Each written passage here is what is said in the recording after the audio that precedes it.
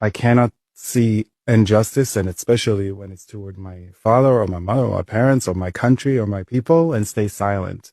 And this is why I get into trouble, because my way to fight is through social media. It's very hard. A lie is so much more powerful than the truth, especially when the person that says the lie controls the media, controls the narrative, has the big money. You've been a target of the media in Israel since you probably turned 18 years old, maybe even before. No, since I was a baby. Since you were a baby. Yeah, I can elaborate. Yeah, tell me a little bit about the media and how they've how you said they've been a target. You've been a target of theirs since you were a kid in Israel. Tell me a little bit about that and how that translates to today. The media in Israel, it's very similar to America when you have the legacy media, the mainstream media, which is really radical. It's like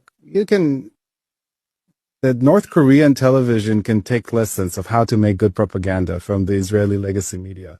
It's astonishing.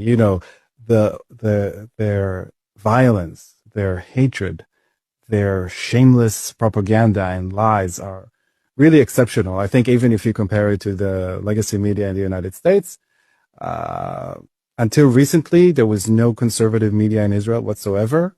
Unlike in America that you have Fox News and Newsmax for a long time. Thank God in recent years, there is it became the second most rated channel in Israel. It's called Channel 14, which is the Israeli equivalent of Fox News, of course, with a fraction of the money. I've been on it once. I was on it once. Seriously? So, and it's growing because although they have a fraction of the money of their competitors, the Israeli public is mostly conservative. When we have in recent election, when it was 50-50, it's very not reflecting of the reality of the ground, because we need to remember that Israel have a 20% Arab Muslim population, that a big chunk of them see themselves as Palestinians.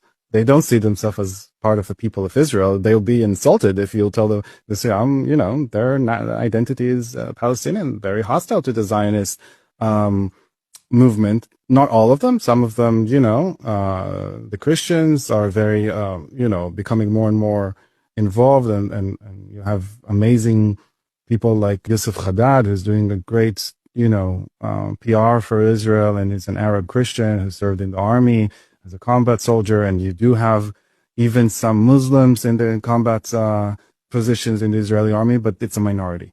The thing in Israel that you got Tel Aviv, which is very, very radical lefty, but then you get the rest of the country, which is conservative and wants, traditional Jewish values.